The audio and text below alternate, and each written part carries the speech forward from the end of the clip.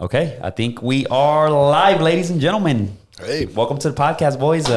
We got Drake and we got Chris in the building, Casey. That's right. You know what I'm saying? Yep. So we're going to get this started, man. I'm super excited for Chris to be on the podcast. I remember when I was first starting my business, he helped me see my business, you know, even though it was small and we were trying to capture our first contracts, he helped me see the vision of making myself look bigger than I was when I got in. And, you know, really, I was kind of like, let me just get in there and we just pick a name, we pick a website, and going real kind of generic. And I think we ended up signing our first subscription. I mean, I might have been your first client where we did like a monthly subscription, but it was like a yearly deal, and we paid you a flat fee a month to be like our third party marketing arm.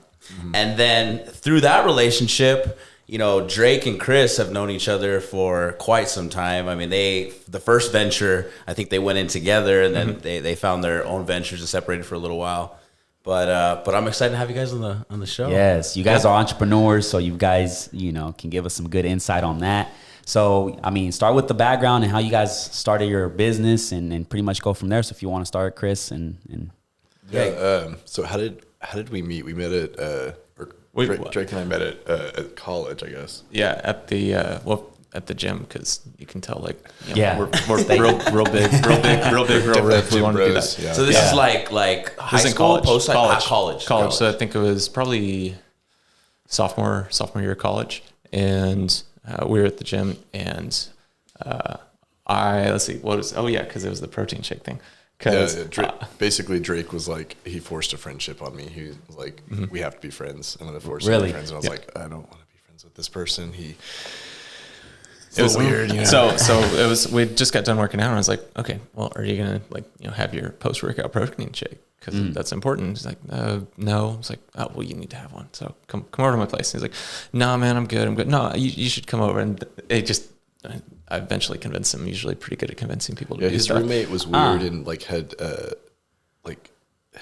full venison, like deer, like butchered and at their apartment, and it smelled really weird. College. And I was like, I never want to be around this person ever again. And then now we've been best friends for over a decade now. Yeah. a decade. Yep. Jeez, man. So how did like the first talks of what are you into? Are you going to school for something? Are you going to school for business? Is that kind of how the relationship just built? So I was going to school for finance, and he was in, was it digital media and communications, I believe? I think at the time I was actually a biology major. Okay. Wasn't I? Then he switched over to that. Yeah, then he switched over to that. He was going to be a maxillofacial surgeon. Wow.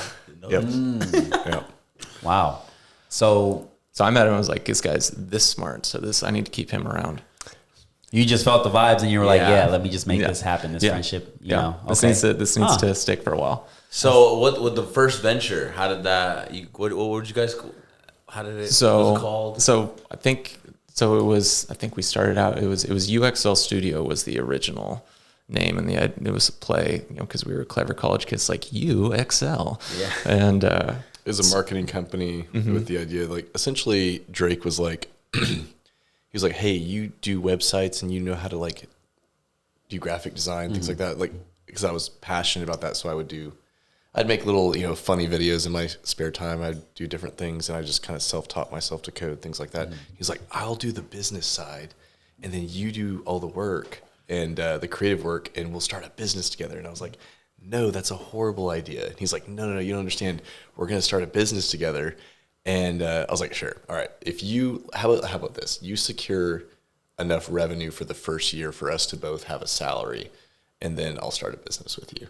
And I was thinking, like, okay, that's never going to happen. And then like a week later, Drake's like, I'm okay, very cool. goal-oriented. Yeah, he's like, cool. I got the contract secured. When are we starting the company? We've got to start a logo, you know, do a logo and build a website. So you were the driving force initially. We had let's see. So I was doing an internship. So I had like 3 or 4 jobs my senior year in an internship. And so the guy was with the internship, the head of the company, said, hey guys, everyone in the company, I'm going to Dallas to secure something. So if anybody wants to come, we can talk, be cool. And nobody was taking him up on it. I'm like, wait a second. So you mean that I get to spend 3 hours going down to Dallas to prove that I'm worth something, and then 3 hours back? I was like, Yes. So I go down. On the way down, we're talking. Just what's he interested in? What does he need? He's like, yeah, I got this. Bid to do a website I've been really wanting to do. That's going to be $33,000. I was like, I'll do it for 20. And he's like, really? I was like, yeah, I'll do it for 20. And so we talk a little more about what he wants, everything. And well, I had built exactly 0 websites Wow, in my life. I love and that. I knew nothing about building websites, but I knew somebody who did. Yeah, and so I sure. was like, okay, I got this. So by the end of it, I had $20,000 secured for the website plus enough money to cover both of our living expenses for the year. Wow. And so then it was off to the races where we figured out how to do it. And it was cool. What gave you the courage? Like, most people have ideas, and you had the idea, you were able to secure the funding, but like, what gave you the courage and confidence to, like, you just knew analytically you can get it done. You knew someone that could create websites, and you just put the puzzle pieces together and executed? I was like, for $20,000, for $20,000, I should be able to figure out how to do this. It can't be that hard. To just create a website? Well, so to be fair, the website was actually pretty cool what we did. So this was back, this would have been in 2010. I think it was 2010. Not many freelancers creating websites. It was This is totally different environment. And so he actually the new iPad had just come out, like the first iPad. That's how old this is. But he wanted something that all of his associates could have everything on the iPad, which sounds really simple today. Like, I just have an app. Commercial real estate. He wanted basically the website to function like an app. So we used JavaScript as the logic engine to actually do some pretty innovative stuff at the time. Like, it ran through your browser, but you had app like swipe functionality, which they didn't have back then. Does that make sense? Like, Yeah, when you watch yeah. an app on an iPad, you can swipe and pinch and zoom, Right. all the functions, but you can't do that in a website. So, Or you couldn't at the time. And so, it was the first. It's a pretty innovative little website, but that really got us going, our creative juices, and just like, so that was an ad agency that we basically started. But the whole Chris, goal, at that time, were you like, oh my God, we can do this? Like, we can create, like, he just brought this money. Because you were saying, like, you didn't think he was going to do it. I was like, yeah, we'll figure it out.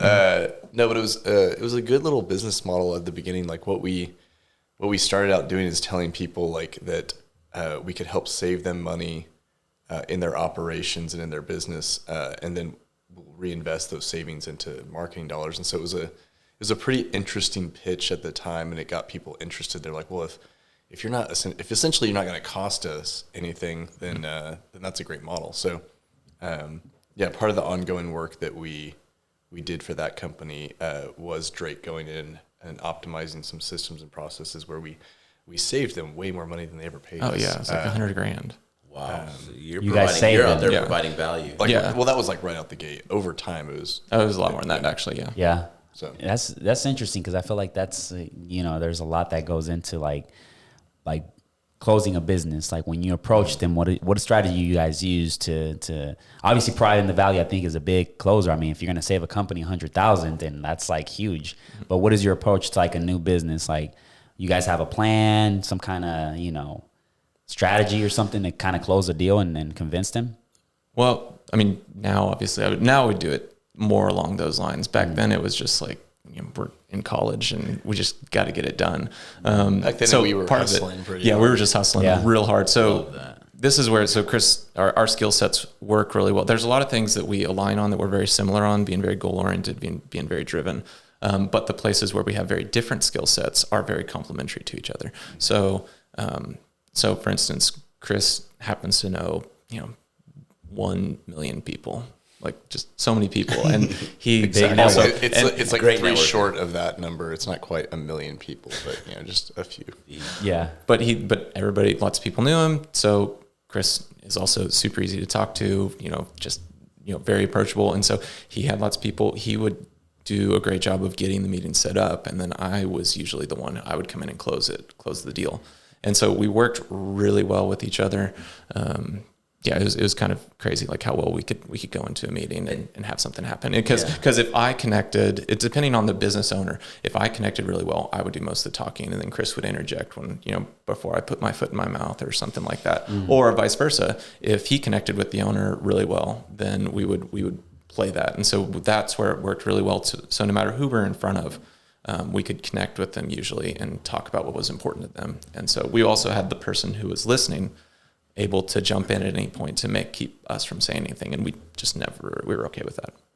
Yeah, you guys said a few weeks ago we were talking that you guys both like joint ventures, and I think that's something that we came to realize like just naturally out of the first little thing that we did.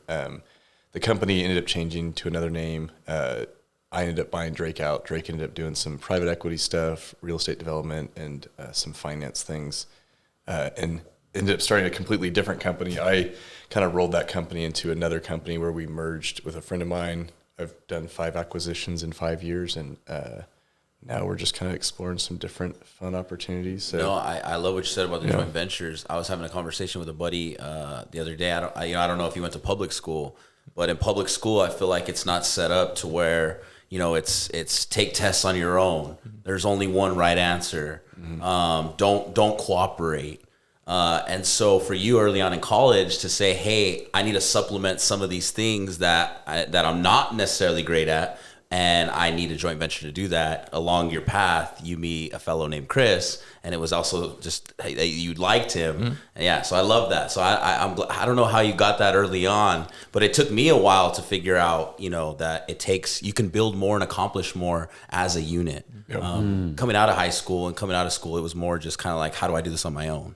Yeah, I think being a co-partner and like really understanding like it helps you focus and learn your strengths too, because you can see the strengths in the other person. You're like, man, they're better at this than I am on like that aspect of it, and I think that makes it easier. Yeah, I agree. No, I totally agree. Like having less percentage of something that's big and awesome is better than having 100% equity in something that never really makes it. It comes to its full realization or life, if you will. Right. And one of the biggest things that I learned, which I've taken with me, obviously after he bought me out, like, so it's crazy. This is how good of friends we were. We were roommates and business partners at the same time. And like, so we're spending 18 waking hours a day together, just sitting there like planning, like, okay, what do we do? What do we do? What do we do? And we're in a new business. So we're just sitting there grinding. So that was cool. But also one of the big things that I learned was find someone who wants to go to the same places that you want to go.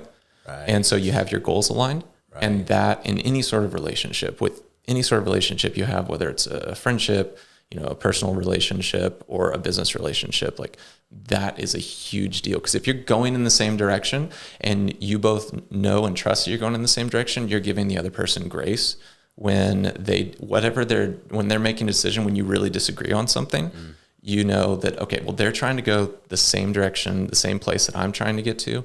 And because of that, if they disagree this strongly with me, I'm going to give them the benefit of the doubt that they're seeing something that I'm not.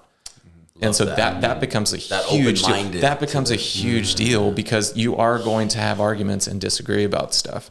But if you know you're going to the same place, then you're not worried about, are you trying to screw me? And that's why we're disagreeing. So I think that's probably the biggest thing one of the biggest things that I've learned from our business partnership. So would you say it's essential to build a strong friendship when you guys like let's say you meet a business partner, like you want to build a strong relationship as far as friendship?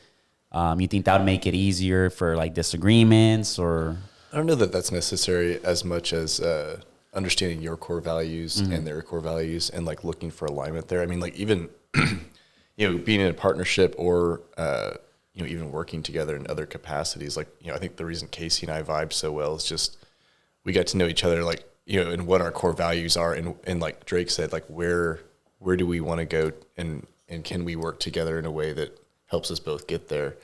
And I think the core values matter a lot. I mean, we probably wouldn't be sitting here today if our values weren't in alignment in some ways, Totally could agree. And it was fun. I mean, meeting at the hookah lounge, and he knew that he could tell I had value, I had an idea, but he gave me the idea of how to brand it and give me those and how to show the organizations that I was ready. And so, and it was fun. It was fun. I think that was the most important thing.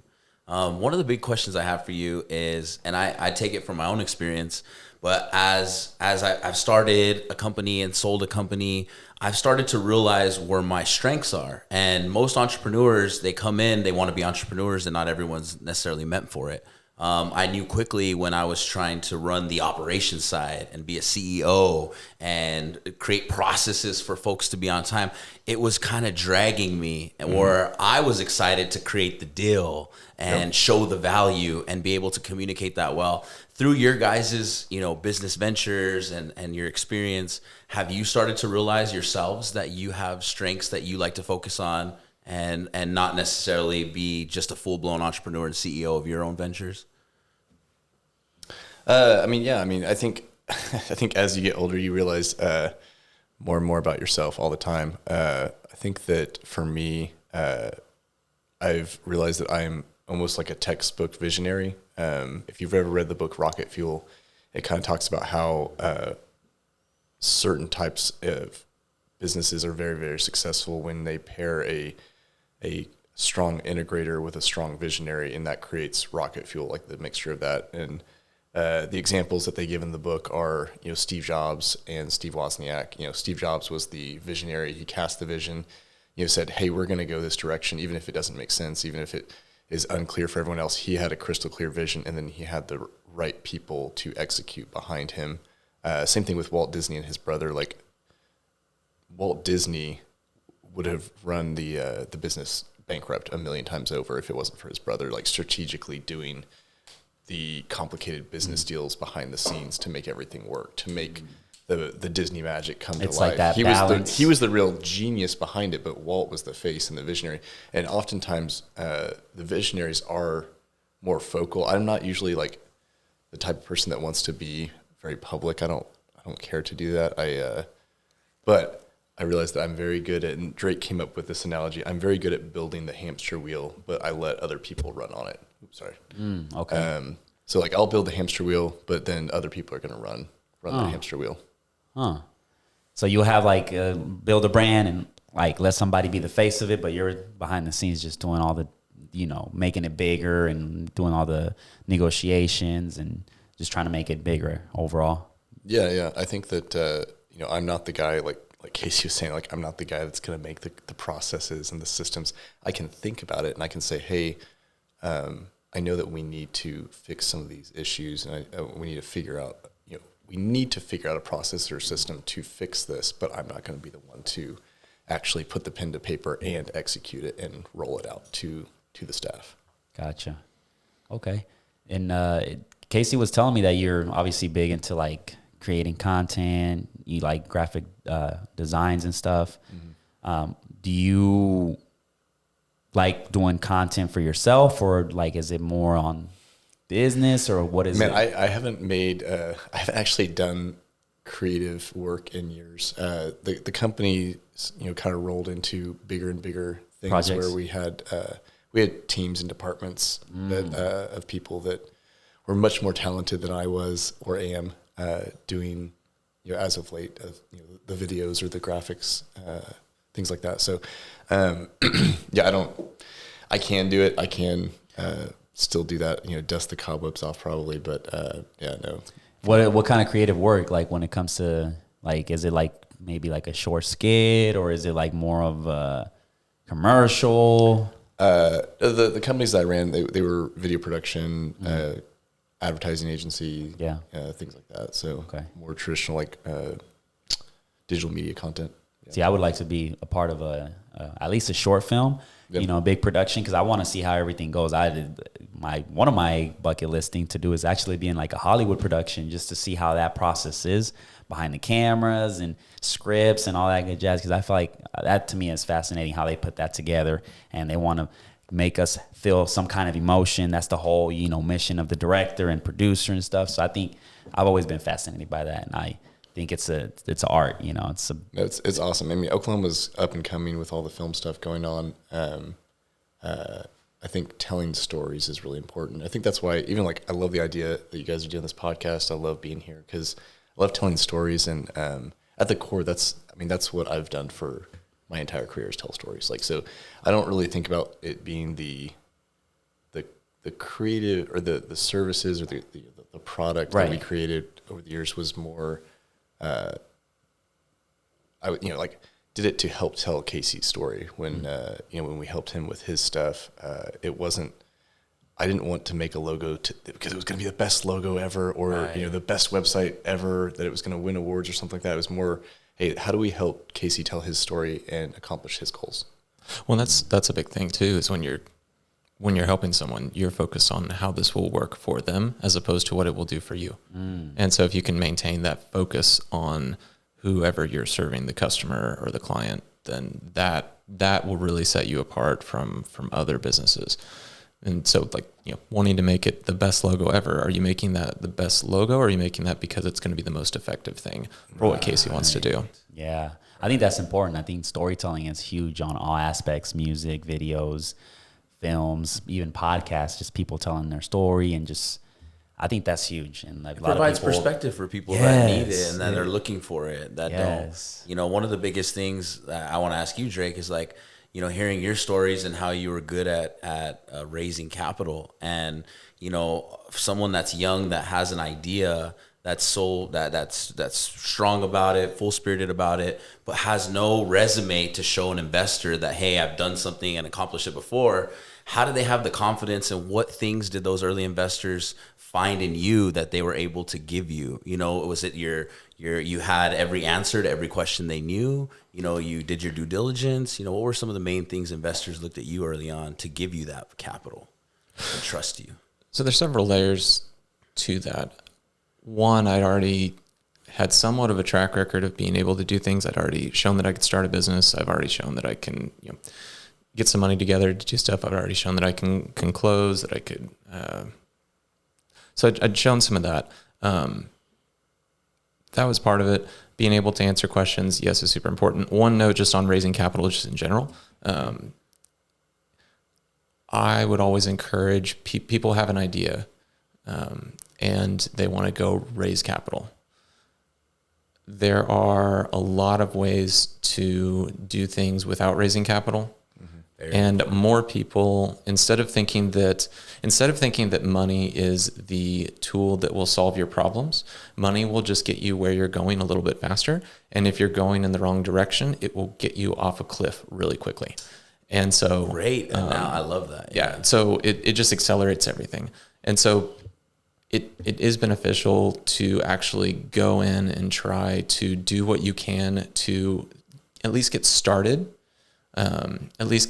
Without raising capital. Make it a side hustle, make it something like that. Like, that is actually one kind of crazy thing about the different businesses that we've started is, so typically when you start an ad agency, you don't start the way we started it. You start it by going and working for a normal ad agency. You usually win favor with one of the clients. They really like you and you think, oh, I want to start my own thing. So you then take that client as your main anchor client in order to go do this. So you've already established some expertise, relationships, but also the expertise of performing some of the necessary ad agency functions. For us, just starting, not having done really any of it on a professional level is kind of insane. And then my last business that you were alluding to that I started was an internet service provider, which I had exactly zero expertise in. Wow! And I had a partner who was the one who had all the expertise. And before that, he built a luxury RV park on Monkey Island. Yeah. So I just get thrown into random stuff. It's all over the place for Drake. Yeah, I had never done that before, but I set all that up, and yeah, it's kind of crazy. But wait, let me interject real quick to answer your question directly. I think that Drake is there's a TED Talk about this that talks about the only scientific metric for success. Essentially, I'm paraphrasing here, so don't Google it and do a side by side comparison in the final cut. But it was something along the lines of like the only scientifically proven metric for success is not intelligence, it's not capital, it's not all the things that we think. It's grit. It's just like, are you willing to put in the work and show up every single day? I think that Drake has that, and so I think that I agree with what he's saying though. Like, I think capital comes with its own problems. So So that saying is true. More money, more problems. Yeah. I think that if you can let something start it, bootstrap it, let the idea breathe, and really work through a lot of the issues first, and then have a very clear vision, that's when you should capitalize a project or idea. Growth capital makes a lot more sense than startup capital. You're also giving less of your equity away.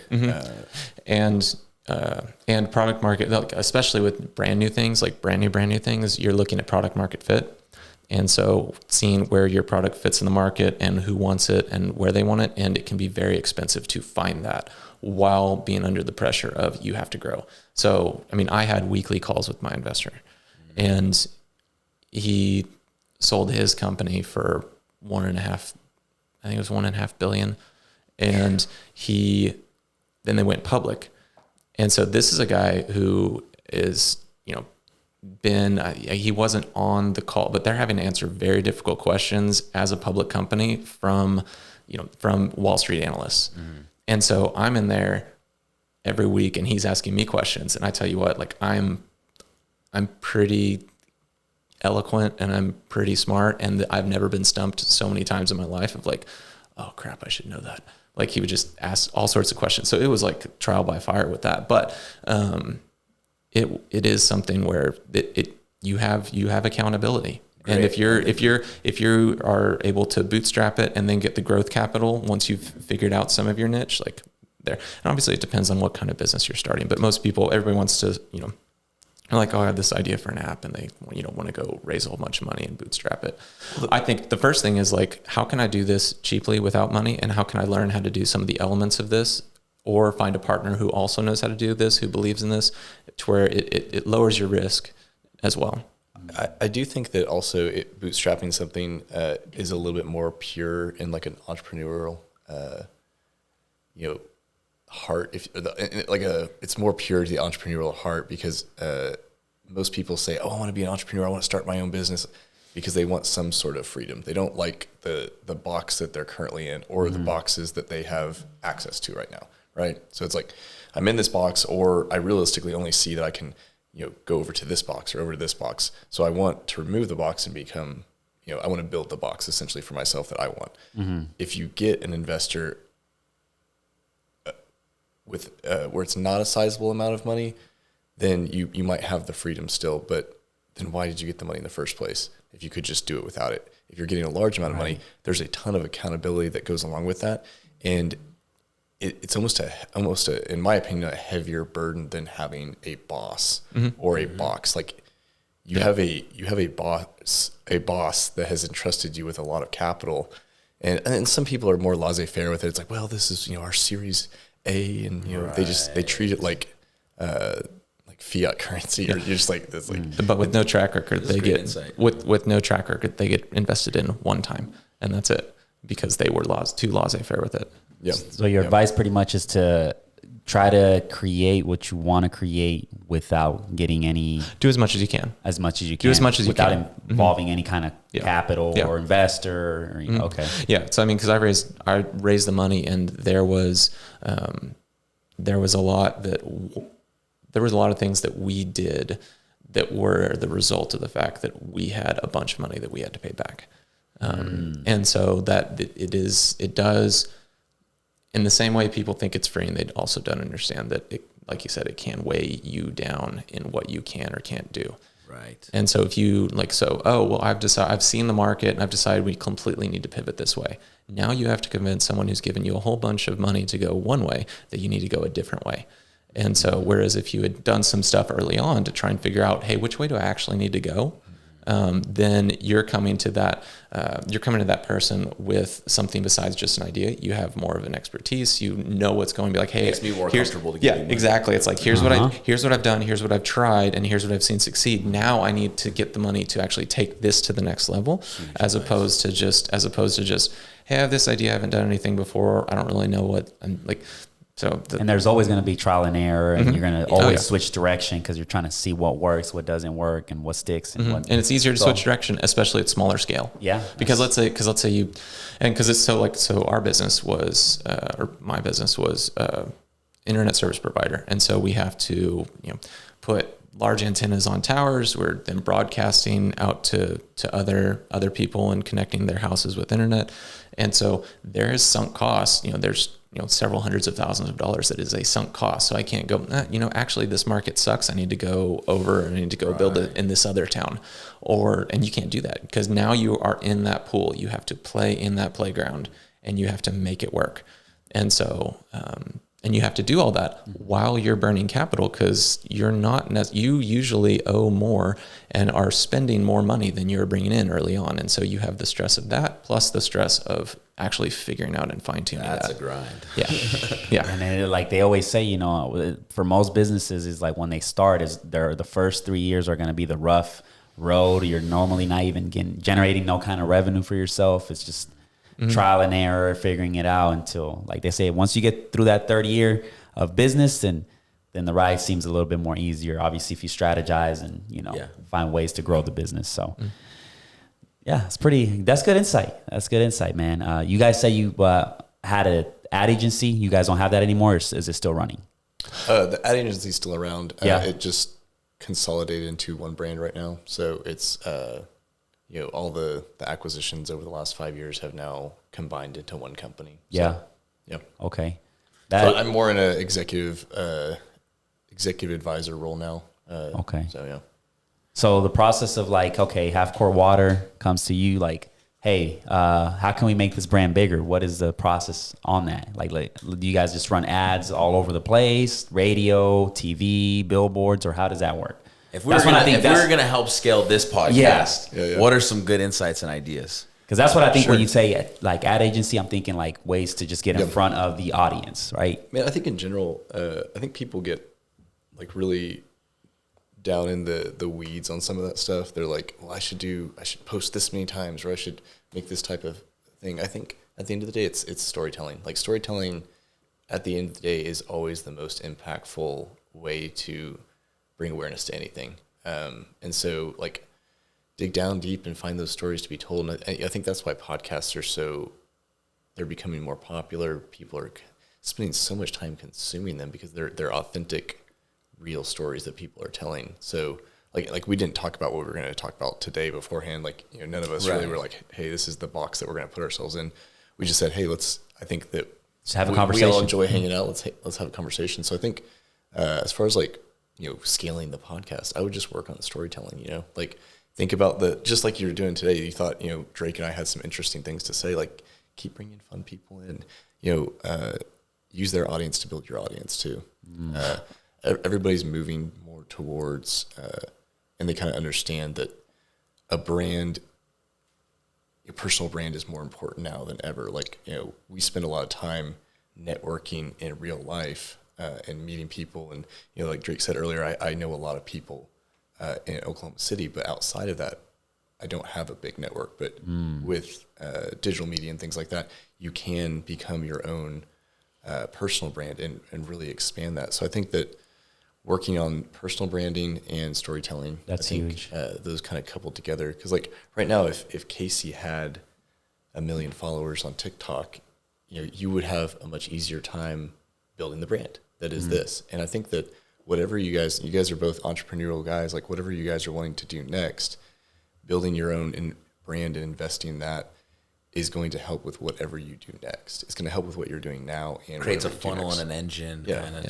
And I agree. I think that one of the important things is to know your audience, know who your audience actually is, and when you're thinking through, you can reverse engineer it a little bit. And like, what are their interests and what would they like to hear? What kind of stories would they like to hear? Also a process of discovering your audience as well. Some of it is discovery, yeah. And once you discover it, then also thinking about that. So, and thinking through that. So, even within the small town that we were doing internet for, I knew who I liked and who I didn't like as my potential customer. Yeah. And so he liked the ones that were paying him money, the ones that did not pay him money. Yeah. He's going to target those customers.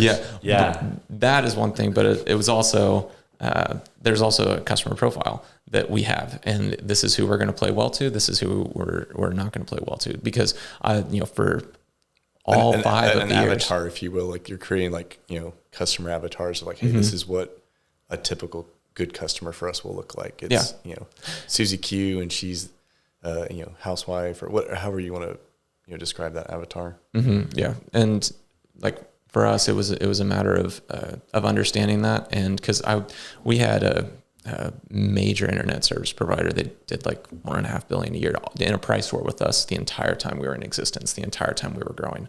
And so I need to know if I'm taking marketing dollars and I'm deciding where do I want to spend that, but I need to grow and scale at the same time. I can either go after everyone and get some people, or I can focus specifically on who I care about. And for us, it was the person who was really upset about customer service. With some of the big providers, you call your internet service provider, you're upset about the way that they treat you, being on hold for 4 hours, and I need an appointment. Okay, we'll be there sometime between tomorrow at 8 a.m. and next month. And so that person who wants, the handheld service, they worked really well. They were less price sensitive, so they were willing to spend a little bit more money to have a little bit better service. And that was what allowed us, finding those people was what allowed us to grow and scale. And then, and focusing on that created a very strong network that allowed to create a really strong word of mouth, which actually allowed me to scale down our marketing dollars so that we were essentially running 100% word of mouth, and we were growing. The last year before I sold it, we grew 50%. Oh, wow. And so at Google, we grew 50% before I sold it. We grew 80% that year. Wow. Geez. So what made you... Because we knew our audience. What made you take that decision of like, you're in the process of growing your business, it's growing by 80%, there's, I'm assuming, a lot of revenue coming in, and you're like, I'm just going to sell this. What made you make that decision? There were several factors. One was Was it too stressful? The business was built for the person that was my business partner. It was built on his expertise. It was not anything that I was supposed to be running full time. Then I found myself running it full time because I needed to. And so it wasn't tailored to really any of my interests. In fact, it was kind of the antithesis of my interests and stuff. So I was having to go install internet on people's houses. I was having to climb towers, and I'm afraid of heights. I was having to... But you were part of that initial talk of investment, so you wanted to see your part through. Yeah. The investor invested because of me. Of you. Because and relied heavily on you. Yeah. And so this is my first real investment. I'm not going to lose your money. I mean, you didn't want to be installing internet on the house. Yeah, no. Drake was supposed to be much more. You were being the octopus doing everything. Yeah, Drake was supposed to be more of in a marketing role, kind of like CFO and type role, operations. Yeah. That's great. He ended up just doing what it took to keep the business going and grow it. And I think that's, dude, with any entrepreneurial activity, you got to ask yourself why do you need to grow? Why are you doing what you're doing? Why do you need to grow? I always say that, man. And then put in the work. Part of it also was looking at it. Okay, looking at the industry. So if you're an entrepreneur, you also have to have your head on a swivel. Where's the market going? What's it going to do? And I knew that what our model was going to need to change dramatically over the next 5 years. And so I'm looking at this going, okay, everything's going to fiber, not wireless like mine is. Everything's going to fiber. I'm doing all of this kind of by myself. I had a great, that's not true. I was doing a large percentage of it. I had a really great team. I love the people that I worked with, but looking at what we need to do to go to the next level, I either need to sell this or I need to go raise a couple $1 million and build out an entire fiber network by myself. Wow. And if I'm already not necessarily enjoying what I'm doing right now, I'm going to have to double down on that in order to get out. And the people that are coming to compete with me are coming with billions of dollars. Wow. not like they're not. It's not like small potatoes. And so I needed to join up with someone who also had that vision, who was bigger. And that would be the best thing for my employees to help maintain them. That would be the best thing for the customers because they'd be getting better service. And that would be the best thing for me because I would be a part of a larger organization that could take care of things, and then I could exit out of that. I think telling the story of how you found your buyer was really interesting too, because I think that's something that I think it's kind of a popular topic right now in the entrepreneurial world. Our mutual friend Brian Clifton, Casey knows Brian, says that entrepreneurs are the modern day rock stars. people see people like Elon Musk and people Jeff like that Bezos. as like, they're the rock stars of our day. It's sexy to talk about like building something to sell it. Like there's a book called Built to Sell. And so like, a lot of people have the idea like, I'm going to build something, I'm going to sell it. But like what that actually looks like is interesting, and how that comes about. Cause it's like, who's out there just buying businesses, or who's out there like, like where does that, is there a business broker? Like, for him, it was, I think it was, you would not have sold your company if you had not had your head on a swivel, where you're just like looking around for opportunity at every given. If you were too buried in the operations and didn't have the vision of that's huge, where you needed to go, you would still be in that company right now. So like telling that story, I think is a little interesting if you want to jump into that. Yeah. So internet service provider, government is getting ready to, they're dumping a bunch of money into they're essentially, with electricity got to all the houses because the government put a bunch of money and said, this is important, we need to do it. The government is now going, internet's important, everyone's on it, we need it to all be better, because the United States is actually pretty far behind on internet service. Yeah, these were rural areas. Yeah, these were rural areas. This is a town of 12, 14,000 that I was at. And so they're putting money into that. And so my investor set up a meeting with the USDA and to see if we can get some money for that. Turns out we couldn't. But he said, he offhandedly mentioned that the list had come out of who won. I was like, really? Some people that just got a bunch of government money to do stuff? Could I get that list? He's like, yeah, it's all public. I'll send it to you. So I found the people that won in the areas of our list, and I found a way to contact them. But I either found a conference that they were going to, or I literally drove to one of them. The one that ended up buying us was in Amarillo. I drove to their office, walked in, and said, "Hey, I saw that you guys won some funding from the government. I know that if I was doing this again, I would rather buy something and scale it rather than just build it from scratch. And if you do it that way, you don't have to compete with me when you come in. So here's my card if you're interested," because it was just front desk person. So basically he went to a potential competitor and said, I know exactly, you have all this money now from the government. I know what your requirements are to receive that as a grant, so you're not going to have to owe it back. To fulfill your grant obligations, you need to buy my company. And I'm for sale. Wow. So I love that. Smart. Huge. Yeah, because they were going to start their own. Like, okay, so that they would have tried to. Well, it's a regional expansion grow. for them. Yeah. So they're already in Amarillo. They were actually 10 times our size. And so, but they have to expand. And so I'm thinking about all the logistics of expansion. Not only do they have to expand, but they also have to find people to run it. They have to find people to So you save them a lot. build it too. Yeah, and so it's like I've got a good hub for you also. In a separate deal, if you want me to stay on, because I figured that was going to be part of the deal for a little bit, I will stay on and help run it. And now you don't have to worry as much about going into Western Oklahoma from Amarillo and trying to find someone who is competent, trustworthy, and understands your business. You gave them a red carpet pretty much for them to just walk in and have everything set, structure, all that good jazz. But the due diligence to know what the state was giving, what they were requiring, going in person. Most people will send an email nowadays, and to go in person, give that talk, and provide your card. The presentation comes a lot. It's then sending. I think an email. that face to face. First impression. You have to drive down there to do that. It's like Chris was saying, story is everything. Yeah. And so the way you present yourself is in itself a story. Interesting. Yeah, would you want to compete with the guy that was putting that much work together to just come out? Exactly. And, it's like oh, clear, and like whatever that person has built is clearly valuable. It's like And also I'm grown. It's 2020 and I've grown 50% this year. So I'm right. It's to a certain extent, the numbers make sense. The numbers make sense, and you're trying to catch a train that's already going. I mean, I think both of us have learned throughout our career though that acquisitions for if a company needs to go from here to here, acquisitions can be a really beneficial way to do that. So as he's working his business, he's seen how I've been able to scale this little bitty marketing agency to dozens of employees in a very relatively short period of time. And I mean, ad agencies are a very competitive field. Our company was the largest video production company in Oklahoma, like size-wise, staff-wise. Like we were winning Emmys and things like that. That all came very quickly. And we did that through strategic acquisition. And so instead of saying, we're going to build this process, we're going to build this system out, or we're going to hire or train these people, we go, okay, who around us is doing better than we are?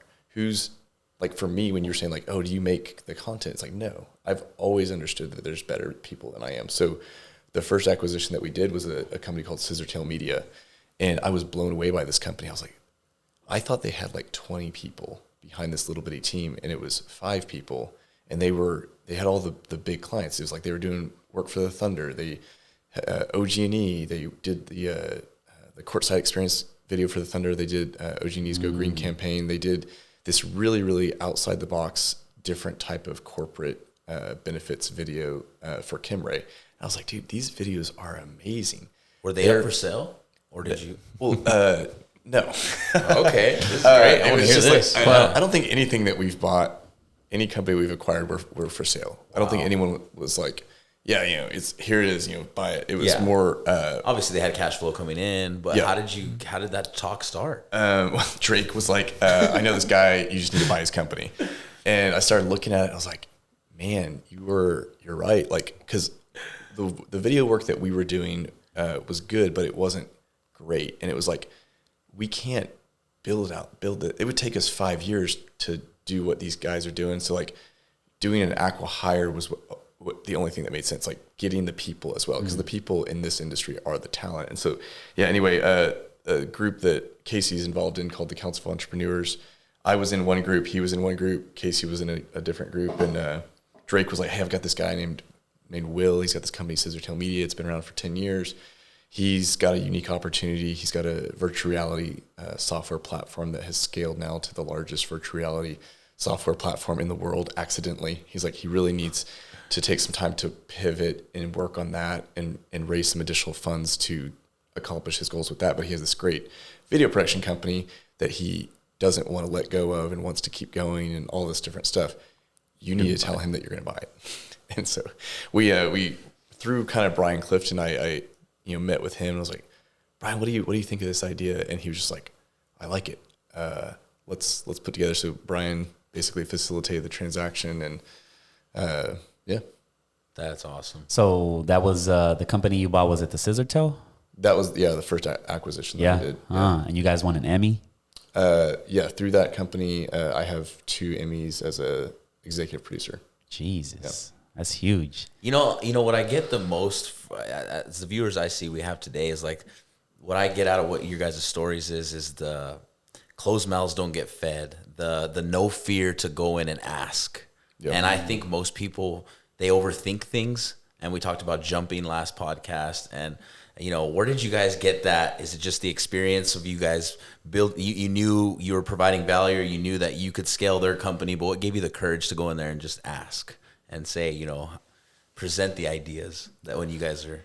I don't know. I think I would say I think it's a natural trait for both of us a little bit, but it's something like with any trait or exercise, like the more you work it out, the more confident that you become doing it. And so I think that one reason why we became friends in the beginning, because we were friends first before we did anything work-wise, and we really haven't even worked together in years, but I think just we both knew that we were showing up and putting in the work, showing up, putting in the work, showing up, putting in the work. Like I truly believe that if like today Drake was like, hey, we should start a company selling hamburger buns. Like, I got this idea and I know it's going to work. And like, not saying that we would definitely do that, but we have to make something happen. We're probably going to have at least a 2-hour conversation about it if he's actually serious about it, and see where it goes. Cause it's like, I do believe that he could make, if with the right parameters and the way he shows up and puts in the work, it would work.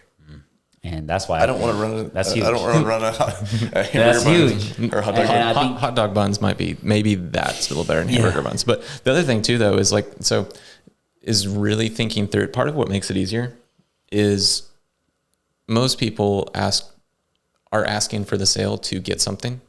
Like, I'm asking for the sale to get money from you.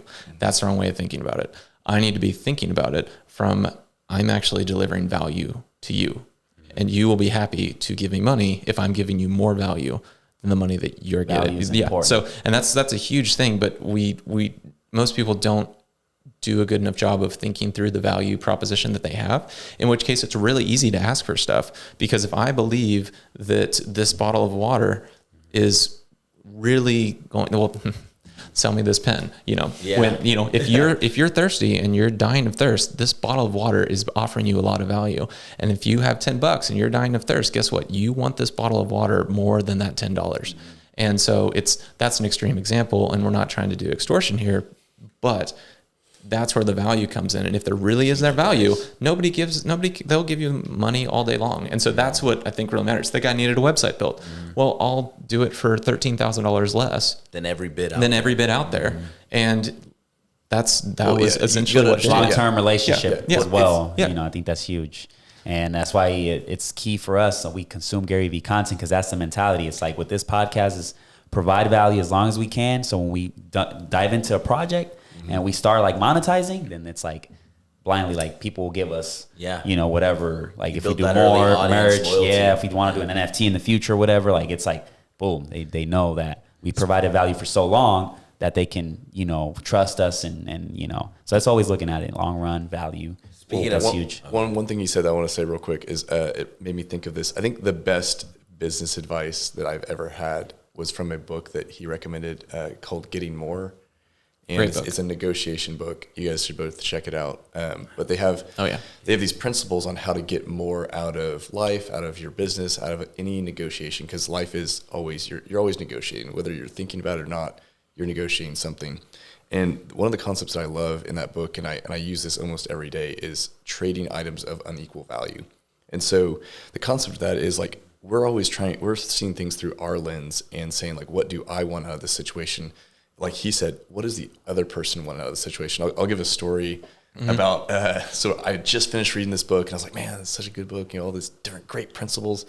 I go to the tire shop and my tire had a flat. They fixed it. And when they fixed it, they said, hey, the tire pressure gauge is broken. You should take it to the dealership and they'll get it fixed or whatever. So I take it to the dealership and they say, hey, just so you know, the tire shop actually broke this, like the way it's broken, like there's no way that this was already broken. So here, it was like $600 to fix it. They were like, we're going to fix it, but you should really go back to the tire shop and say like, you guys broke this. And so I do that. What's interesting, it was at Hibdon's. There was a huge line inside Hibdon's. It was near the end of the day. And right as I walked in, the lady just yells, she's like, I will get to you when I can. I'm sorry. The other two stores are closed down right now because of construction, so we're overloaded. None of us have even eaten lunch today. So have some patience. And that was because everybody was just trying to get her attention. And so this was on like Memorial, and that's exactly the lady that you want to walk in and be like, hey, you screwed up. No. Yeah, you screwed up. You don't want to do that. Yeah, you screwed up. And so what was interesting is like, okay, so I heard what was the most important thing to her. That little throwaway at the end, we haven't even eaten lunch. So I look across the street, the hotline light is on at Krispy Kreme. I was like, you know what? I'm going to go get a box of Krispy Kreme donuts for the staff here. Because if they haven't eaten lunch, a $10 box of donuts is going to put a smile on people's face. So I come in with a big, several boxes of Krispy Kreme donuts, and I walk through the door, and she just makes direct eye contact with me in a sea of people. And she's like, who are you and what are you? What are those? And I was like, oh, I heard earlier that you were hungry, you hadn't eaten lunch, the staff hadn't eaten lunch, and I saw the light was on across the street. I thought I'd bring you guys donuts, and she was just like, you come around. Who are you and what do you need? And I was like, well, it seems like you're busy, so we can do this another time. But my you guys had broken the tire pressure gauge, and I wanted to see like what could be done about that. And what's crazy is she goes, you're going to get helped today and you're going to have your problem solved. She's like, I'm going to call the district manager. He's going to drive down today and he's going to get you a check today for the cost of your repair. And I was like, what? I wait like 30 minutes. He shows up and he just has me like slide my card into their little POS system, and he credits my credit card with the amount for the bill from the dealership. And I was like, I didn't even know they could do that, but he just like loaded like $600 on my card for buying some boxes of donuts because I traded items of unequal value. And I would have never got what I wanted that day. Huge. That's huge because I used to be a waiter at a restaurant in Puerto Rico. It was a tourist restaurant, and I had to put myself in those positions to understand, like, you know, if my order gets messed up, where like most people are like, my order got messed up, and they'll go in with an attitude like, you messed up my order. And it's like, I feel like people need to go through that so they can be more understanding, because I'm very understanding. Like, you know, you mess up my order, or is it taking a little bit longer than usual, then, you know, I'm more like, okay, no worries. You give me know? the Karen vibes. I don't know. That's surprising Me? to hear. I'm just kidding. I'm the chillest. I'm the chillest guy. Trust me. Like, I understand. And I think one thing I've learned is when you go in there calm and you give, like, they can be a little moody, but you give them a more positive energy, you're going to get something accomplished. Now, if you don't get what you want, then that's when you start like, okay, I need to get what I want to get. But I feel like if you go and give them that good energy and try to calm them down, because it's tough, man, working in customer service, you know? And I think the biggest point is looking at it from that perspective of unequal value, values. And what's that book again? It's called Getting More by Stuart Diamond. By Stuart Diamond. I love that. It is. Love that story. I've read that book 4 or 5 times at least. Yeah. Like, I read it. I loved it so much the first time I read it, I immediately started reading it again. It's given me so much, just life perspective. I mean, because, you know, your girlfriend's mad at you for something, and, you know, what's she mad at? Well, if you're thinking about it from her perspective, then you can at least, rather than fighting like this, you're able to come along with them. Sure. And go next to them and say, hey, let's walk this together. And once you're with someone, it's actually very interesting how you can get someone to go a different direction if you're walking with them, rather than trying to pull them or push them in a direction. Very good. Yeah. That's huge. Switch it up a little bit. NFTs. You know, I'm a big believer. If you don't have friends that dream big or think outside the box, you need to get those friends.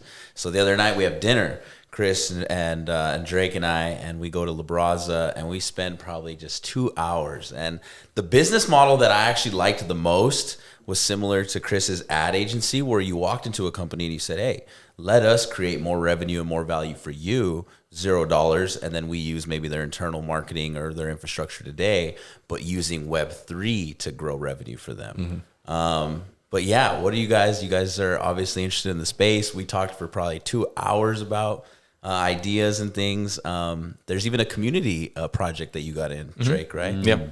Yeah, the Meta Goals. It's Oklahoma started community. They've got some really cool artwork of. I don't know. It's kind of like a ghost with what looks like a Jason mask on it, and it's cool. They did a really good job with the artwork. Oh yeah, I think I've seen that. It's Oklahoma project, right? Yeah, I think it's like Meta Goals. I think it's Meta Goals _1.0 on Instagram or something like that. Is like the owner, the creator? Is it his name? Is Tony? Yeah, NFT Tony. Okay, Tony. Okay. Tony. Interesting. I seen it, and I was like, that's pretty dope. Like, Oklahoma's doing the thing. So with that, like, did your research on it? Like, as far as NFT, is it more of an art side of? So going into it, so I've been doing, so since I sold my company and I stopped working for the acquirer, I've been kind of diving into cryptocurrency because I find it really, well, some of it was like, oh, people told me I'd like this. Let me dive in and check out a few things. And then I realized I really like it. And so 24 hours later. Yeah. It's like, what are you going to do? You're going to take some time off? Yeah, I'm going to take some time off. You know, I don't have to work for a little bit. And by not work, I mean, I'm going to look intensely at cryptocurrency and start trading it. That's my level of, relax. Yeah, that's my relaxation. Like, let me introduce more stress. It's fun. Yeah. It's fun. It's fun for you. But anyway, so I go, I think Chris invited me to this party. It's like, oh, hey, they're doing this NFT launch. It's cool. I'm like, okay, I'm interested. Let's see what's going on. And I mean, the main thing was just supporting the project, because I think it's really cool for Oklahoma City to have something that was started in Oklahoma and being built. And they were, I mean, I think there's still some available, but I think it was like, $66 per NFT. And I was like, you know, that's reasonable. It's supporting the community. It's helping them do something. I'm in a different position now in my life, and they're all really young. It's like, I would love to be someone to help support. And so I got a couple. Huge. I was like, it's just kind of a cool thing. And, you know, I ended up, I really like the artwork. I think this looks cool, and I want to support what they're doing. It's not, and they're doing what they can to try and provide value for the holders. They're still learning some things, figuring some things out, but overall their intentions are really great. And so I think it was good that they approached it with like as one of the first, or it's at least the first NFT project I've seen come out of Oklahoma. I like that they're just focusing on the community. There's the collectability of the NFT. I think we all know that collectability and stuff like that is where it's at right now, but eventually it's gonna be more utility. Just like you having Gary Vee on here, that's more utility, not collectability. Yeah, I think that's huge. But I like that they're just using it to create access. Like their first event had about 100 people at it, their second official event after the launch, where it was like just community members. And you know what? Like I ended up buying one of the NFTs as well just to get access to the party, because I was like, well, at the end of the day, I want to be around these like-minded people. And so I think that it's kind of fun that they are community building, things like that. Outside that, Drake's got other little projects that he's working on. Yeah, what's the most exciting thing you guys are seeing right now in Web3, or ideas you're cultivating? Or Oh, that's so deep. Do we have time for that? Yeah. I think that, there's so much innovation in the space, so my background, in school of finance, and I like numbers. So I've been looking into decentralized finance, which I think is really interesting. DeFi is just fascinating, the way that you can create micro monetary systems, ecosystems that allow people to provide liquidity. Providing liquidity to earn interest with just by holding things. I've been focused mainly on things like, you've got Bitcoin. Well, Bitcoin doesn't pay me to own Bitcoin unless the price goes up. And so, I started getting into this in November, and when Bitcoin was at like 69,000, and now I think today it's at 38 and change. And so you've got that crazy drop. Okay, well, I've gone through that, and with the cryptocurrencies that I've done, Bitcoin's dropped almost 50%, and I'm right at about even on my investments, because I've been focused on finding things that pay me while I own them. And so it lowers my basis. It allows me to have income, passive income. And so I find that really interesting. That just as an idea is very interesting. It kind of changes the way that investing is. I also think that, I was studying finance in school when the great financial crisis hit, the 2008 financial crisis. And so I have a bit of skepticism about the stock market and banks anyway, because I know how that game is played really well. And so seeing things that can upend that system a little bit, I think are good. Disruption. Yeah, disruption's good. And if you can earn some money while you're doing it, then more power to them. So that I think is interesting. NFTs, obviously very interesting, tons of use cases. I really like the art community. And so, I like art. I like expanding the pie for artists, kind of like what you were talking about, where it's like, hey, you're already doing this with Canvas, but how can you do this digitally? Right. And then there's, the utilities, creating value, having that as club access. That's cool, with the ability to add liquidity if you need to get out. Like, you have a country club membership, but if that, you can't sell that, but if it's an NFT, you can sell that. And so I like that. And then I think that gaming, play to earn gaming is going to be huge, because we're already spending. I don't game. Dances, yeah. You see Fortnite, and they're spending tons of money on that stuff. And what if you could actually play a game, earn rewards, and then sell that for actual money? Because take that digital asset and cross-play it. Exactly. Right. Yeah. So stuff like that I think is really interesting. So that's kind of a general thing, but the space is so huge. You could spend hours just diving into one. Yeah. So early. Yeah. Like it's just. I love that the DeFi interests you, because that's a sector that like I'm definitely interested in. But being that your background in finance, like I'm probably not as deep as you are into it. But I've been more on how do I grow revenue for businesses with Web3, and like how does it help the economics of it? Like, I see Mark Cuban talk about textbooks companies and how the resale for textbooks for college students is tough, or if it was an NFT and you could just transfer it digitally, make more sense. So like trying to look for disruptives like that. That's a huge thing. That's a huge thing. For me, like, so one thing that I've been just thinking in my head, like looking at stable coins. So stable coins, for anybody that doesn't know, they don't have any price action. They're supposed to stay at $1. And so you don't have the worry about, will it go down? Will it go up? You know, the risks on that are very small.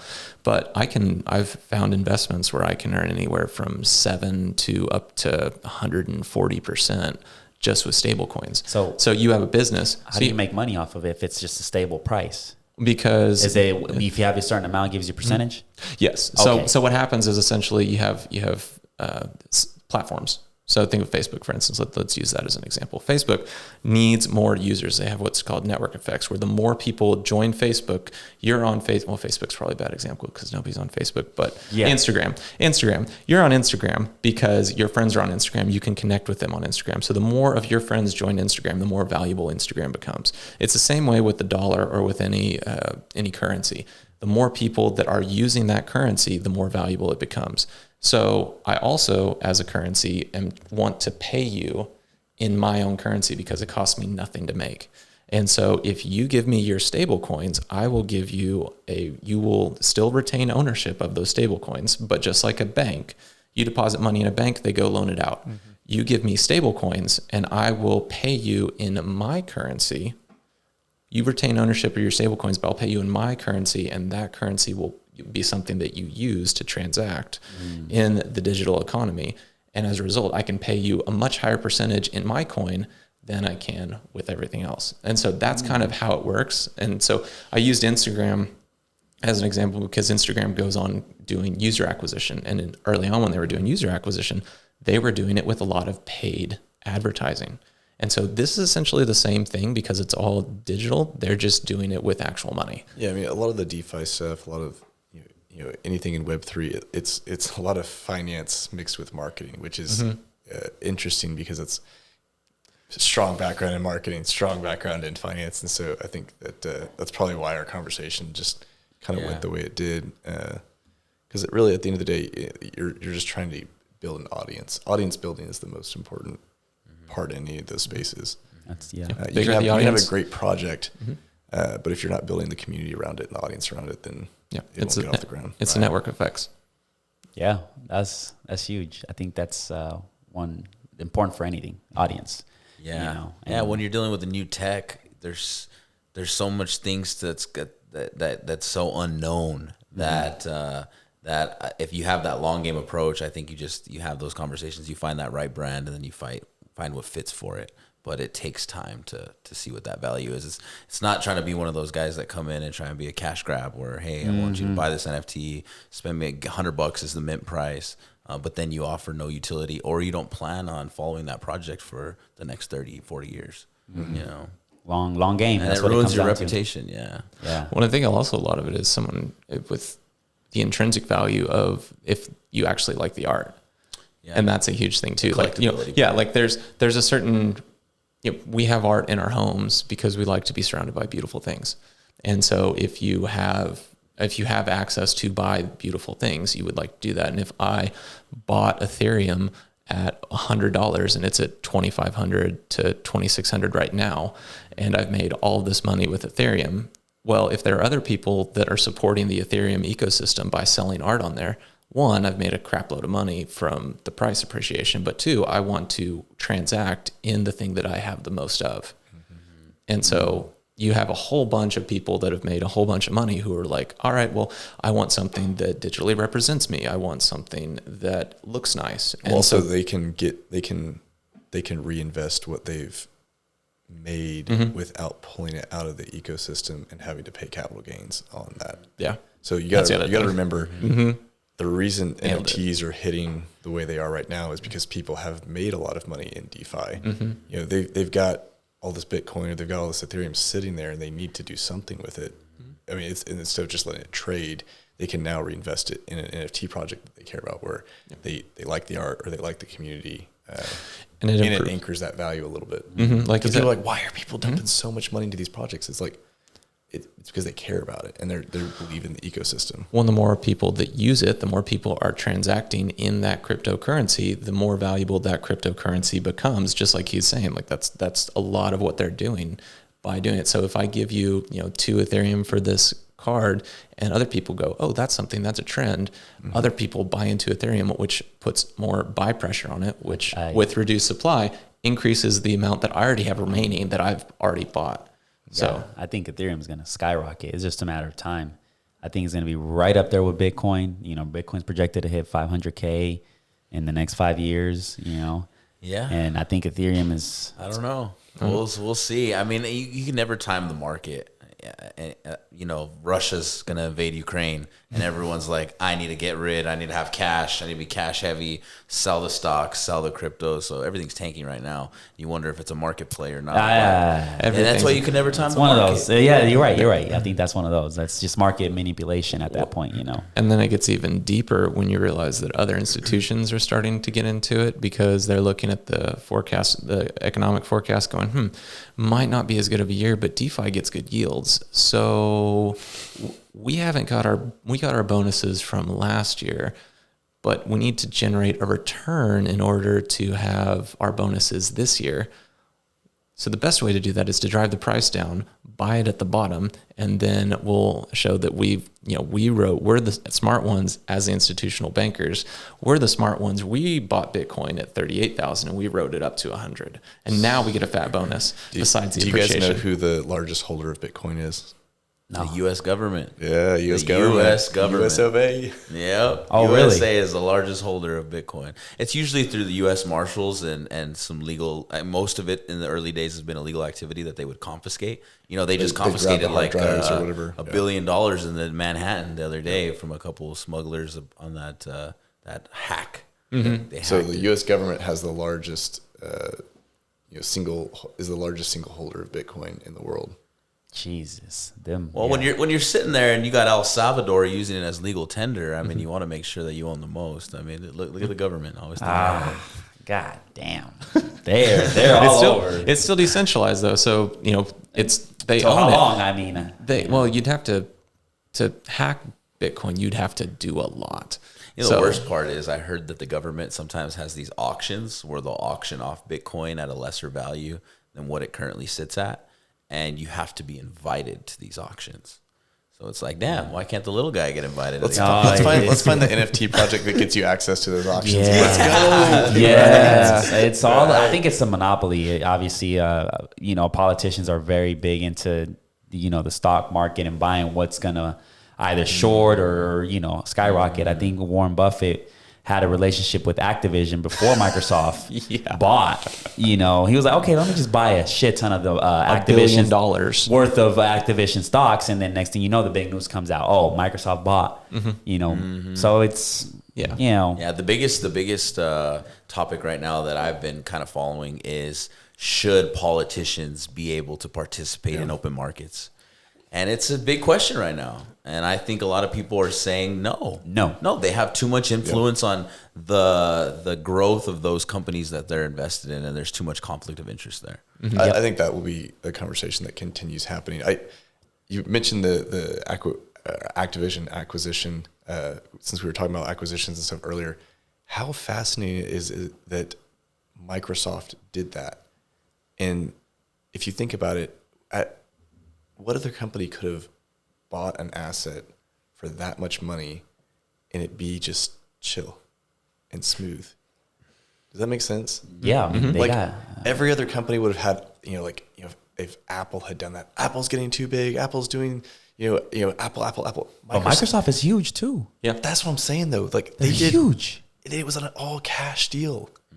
Microsoft has been like, but all these tech companies are cash heavy. You see Google making these huge acquisitions, like Waymo. When they're doing these acquisitions, though, it is surrounded by controversy and it's like, oh, I can't believe, Facebook bought, WhatsApp. That was, I can't believe, antitrust. I can't believe they bought Instagram. Antitrust.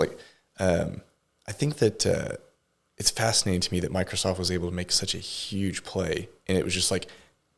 Everyone's like golf clapping about it. Yeah. There wasn't like backlash or any negativity. It was like, oh, I wonder what Sony's going to do now that maybe Call of Duty might be an Xbox exclusive. I think that was the headline there, But it's a big play. That's a big, that's huge. I'm curious to see where they're going, and even like the gaming side of things. Metaverse. That's what they're doing. They want that game engine. I mean, They want that game engine to get you on the Xbox platform, and then they see where it's going. The digital with the assets metaverse. are going to be major markets and advertising opportunities. And Zuckerberg currency exchange, and Bill Gates are good friends, right? They said Microsoft was teaming up with Meta, so that Oh, yeah. they were going to help drive their metaverse, Microsoft's tech. So you're talking about users now and all this software development. I mean, Jesus. how do you connect the two? Yeah. I wonder what's the real intent. Get more information out of us, keep selling. Well, the bad to the part about advertisers? it, the bad part about it to me is like Meta is the sandbox Decentraland. I could buy land. I can invest in the ecosystem. Meta is not selling land. Meta is not selling anything. So like I think it just becomes more centralized. Yeah, we got a metaverse and we're decentral, but no, we're central. But here's the thing, though. Like Mark Zuckerberg, I just look at the guy and I trust him. I just trust him. I just look at him like I this believe guy. it. Oh, yeah. This guy looks legit. He really has my best interest at heart. He wants to do what is best for me. That was the pale face. in Yeah, front of the exactly. Supreme Court. Yeah, yeah. but think And the way he about it, right? talks, the way he talks is just so comforting to me. It just, But think about it though, like he's actually working on an NFT project right now where it converts Mark Zuckerberg's voice into a white noise for soothing, calming effects to help you sleep. I was joking. no, I'm absolutely not. but just think about it, right? But You there's say- billions in it. Yeah, you think you can't sell anything like land and stuff, but think about putting the goggles on and seeing a Apple billboard on at your house, at your virtual house, or you're going to your neighbor and you can see ads, it's like on billboards, and like companies are going to pay big bucks. It's like on Ready Player One. It's like on Ready Player One, For where he's sure. like, They're where he's all like, gonna- he's yeah. like, we believe that we can put 90% of their visual field with ads. It is going to be like that. I feel like that's no, for sure, hope and not. people are going to participate. But the bad thing is when Facebook gets the call from whoever, Biden, Pence, and says, "Hey, we want that billboard removed." Okay, we're going to remove that billboard. Oh, yeah. In Decentraland, I purchased that billboard. I own that billboard. You want to change the content on it, you buy it from me. That's a difference. And so we're talking about the same thing with YouTube, our content being on there, and then them getting the call and saying, "That's misinformation. Let's take it off." So yeah, and we had that. I mean, that's what we talked about Gary Vee, right? yeah, And that's he the question. said, I don't think so. I think governments will always play a role in that. And when does that switch? Can we get out of that? Well, what would be really interesting is when, and this is something that I find interesting because of what I was doing with the internet service provider, is what happens when they're doing it down to the internet line that you're using. Oh, God. And so everything's going through AT&T right now, or Level 3, or some of the big internet service providers, and they're like, well, can't use that. So it'll be interesting to see when you have, I predict that there will be internet service providers who have their own data lines, and you will start to see some different alternative internet service providers if anybody, the first time that switch is flipped, you're thinking about, I need my own servers, I need my own data lines connecting all my data servers, like there's across like the United States. So there'll be another play with fiber there, I think. That's interesting. And, even another thing that I'm worried about is, and it's something that I actually love about the technology. I love the blockchain technology because it keeps all transactions and it keeps a record, and there's a lot of transparency in that. But that could be a bad thing in the sense of, if we don't pay with cash anymore, and we're paying with our digital coin, everything we do, everything we buy, we already see that data collection is helping these Facebook advertisers and Instagram keep us on screen. Well, what about when they know everything I purchase? That's why And Facebook they wanted add Libra. that into the emotion on my Apple Watch that's getting my heart rate high when I look at something that that data is very powerful, and that's kind of what scares me, if someone could use that in an evil capacity. Well, that's why Facebook wanted Libra, because it's like, what do we not see yet? Their wallets. Yeah.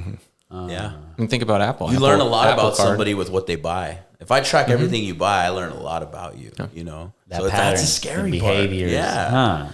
Why is he buying so many chips at the gas station? Yeah. That dude loves hot Cheetos, man. It'll be interesting to see where it goes. I'm very curious about it, but Man, I think we should wrap it up. Been here an hour and 18 minutes. Yeah. Time flew. Oh, Man, yeah. time Great flew. advice. Yes. Thanks, guys. Thank you Appreciate guys, the for support. real. I hope to have a follow-up. No, we are. Yeah. I think it's sooner. I There think we go. sooner because I think this first podcast is when you break the ice. Yeah. And then now second conversation around is going to be more of like these kind of things, meta. Well, you guys got to read all the books that we recommended before No, the next I think- time, and then yeah. we can talk about them. I think follow-ups in podcasts are going to become a bigger thing. Cause I think it's great because you have that Yes. first initial break impression. the And that's ice. like, yeah, then it's like, so I totally agree with you. Yes. So we got So I'm that out down. of the way. And I'm I down. think, next one is going to be Next fun. one, they might have a big venture they're launching. Who Yes. knows? Yeah, I'm excited. There's some things that I left out, but I think it's for the next podcast I have you guys in because it's more of like the fun side of stuff. You guys, I know you guys travel. Casey showed me a couple of pictures of you guys doing, these meetings and stuff like that. Kentucky Derby. I was yeah, Kentucky Derby. we'll leave that, Yeah. I think that would be a cool one. But yeah, thank you guys for coming on, man. And we're going to follow up, so Awesome. Thanks. we'll see you guys on the next one. Peace.